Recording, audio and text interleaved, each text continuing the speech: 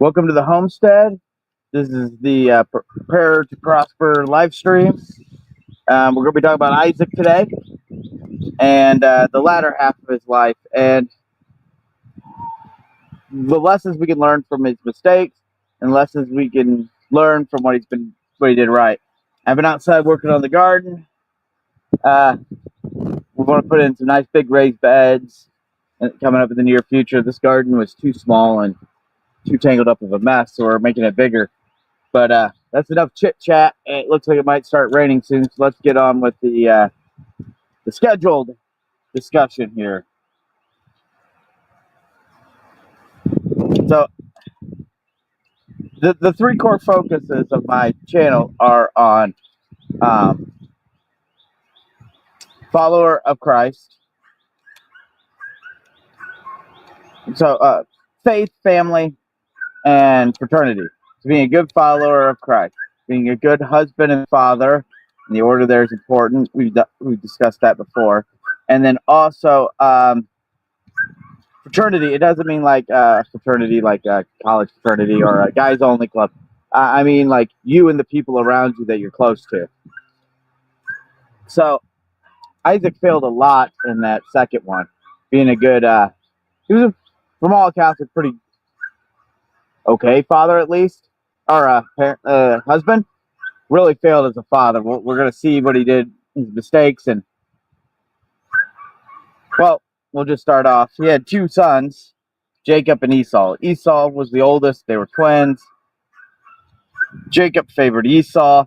Esau was this like ruddy man that hunted and did all the cool manly things.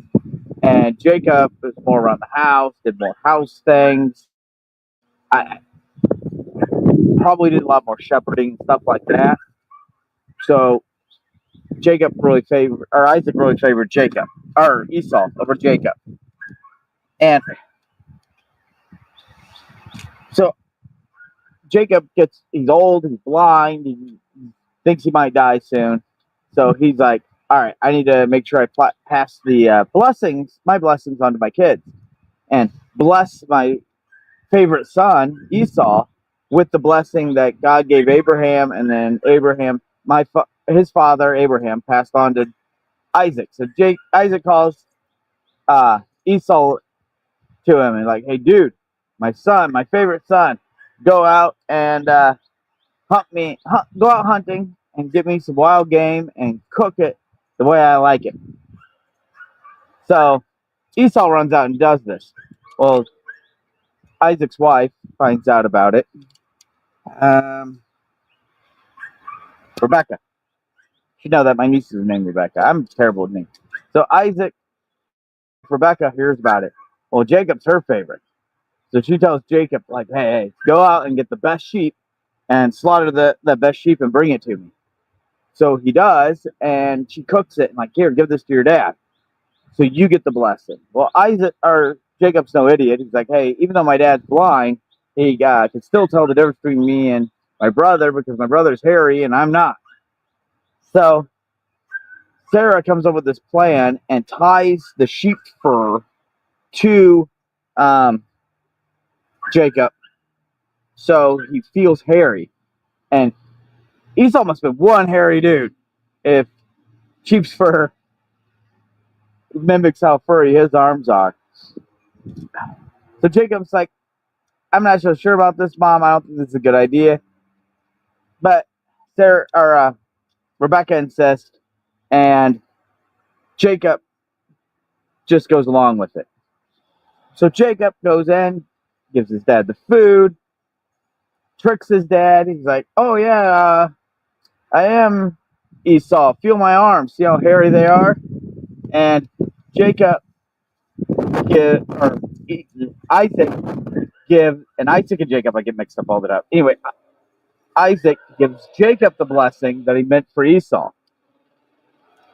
And even though Esau's the firstborn, Jacob gets the blessing of the firstborn.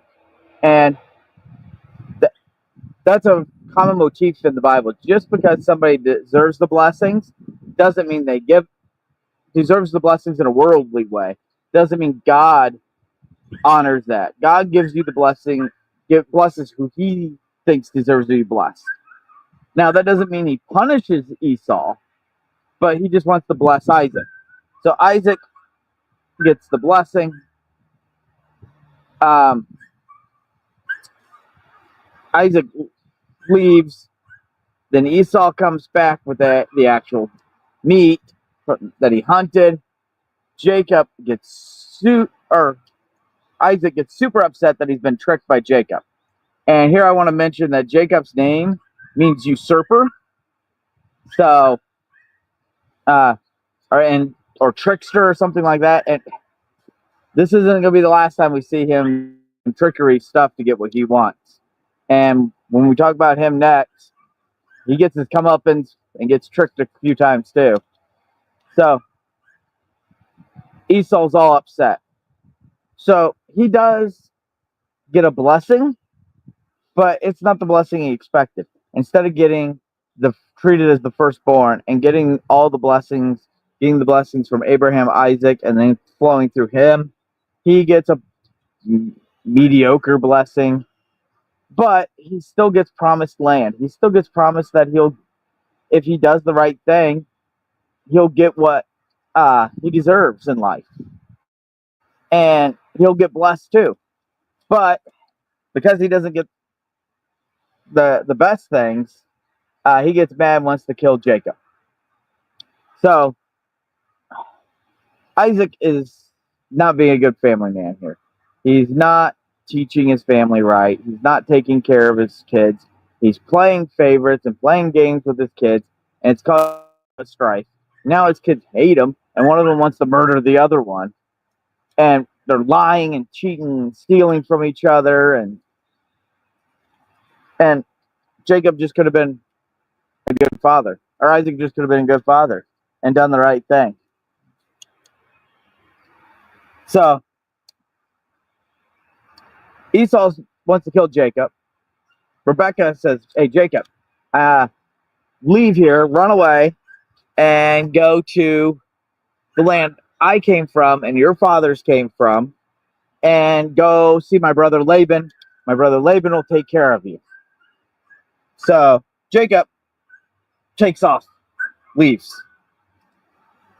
And Isaac doesn't send a servant to go get him. Isaac doesn't do anything about it. He just lets Jacob leave because he's not his favorite and he feels tricked by him. And it doesn't matter what our kids do or don't do, abandoning them and pushing them away is not the right solution. Even if they want to be away from you, you should still do everything in your power to extend and have that relationship with them and be as close as you can to them. And I talk about this a lot. So if you want to be close, you're here. Your person you want to have a close relationship with is here. Let's say you're, in this case, your child. Instead of trying to move closer together, which is still good, you should be doing that. If you put God at the top where he belongs, and you move towards God, and you help your child, in this case, move towards God, you'll naturally get closer and closer as you both get closer to God. And you'll have more in common because you have God in common and that deep relationship with him. Instead, Isaac lets Jacob take off, doesn't do anything about it, even knows where he's going, doesn't do anything.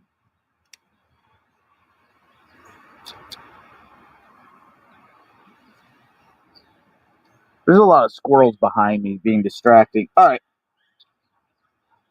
So, when Esau says he's going to kill Jacob, he says, "My father's going to die soon. After the funeral, I'm going to kill him." Well, Jacob has gone off the top of my head for more than 15 years before God tells Jacob to come back and make amends with his brother. And when Jacob comes back to make amends with his brother, Isaac's still alive. And Esau reaches out to Jacob, and Esau becomes the better man in the story, and he makes amends, and he fixes their relationship. So, and they end up burying their father together and having peace within their families and getting along with each other. So I think Isaac did learn his lesson, at least somewhat, because if he wouldn't have had the kind of relationship with Isaac or with Esau to help Esau become a better man. And he wouldn't have become a better man or wouldn't have been able to raise a person that would make amends with somebody after being cheated and forgive his brother. So I think Isaac, uh, off screen, so to speak, he does become a better person and fixes his relationship with his kids. And Jacob helps to bury Isaac and helps to do his funeral. So I think that the two of them made amends too. And but they don't make amends until the end of Isaac's life. And Isaac barely gets to know his grandkids and his daughter-in-laws. And we should try to make amends with our relationships and fix our relationships before they're too late. We shouldn't wait until we're about to die before we, try to make our relationships good and try to make up for our mistakes. At any point in time, Isaac could have sent a servant to go get Jacob. And even though Jacob owed some money, Isaac was rich. He could have sent whatever money Jacob needed to bail him out and bring him home, but he never did. So, Isaac, of course, the end of Isaac's story, he's dead. Um, pretty much everybody other than Samuel and Jesus, when they die, that's the end of their story. So, next week, we're going to pick up on Jacob and all of his issues and what we can learn from all of his mistakes and maybe what we can learn from what he did right. He didn't do a lot right. And if we have to break it into two parts, I don't know if we're going to get to anything he does right. Serious screw up. And but these are the patriarchs. These are the people that God chose to create his people.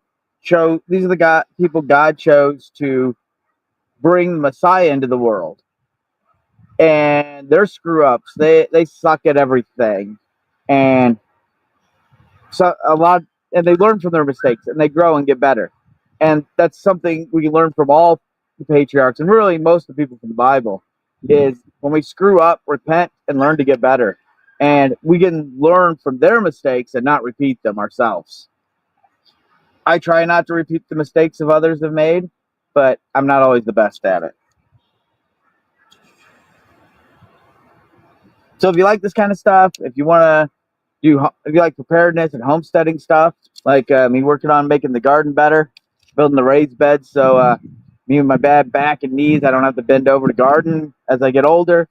If you like that kind of stuff, if you want to join me on a journey of being a better person, not follow me to become a better person, but join me on my journey as I try to become a better person. You try to become a better person. Do the YouTube thing, like, subscribe, turn on the bell, whatever. And you can also, if you want to actually have a conversation, two-way street, and interact with me and other followers of the channel and other members of this community, go to on Telegram. It's t.me/prepare2prosper. That's the name of the channel. And remember, we prepare today so we can prosper tomorrow.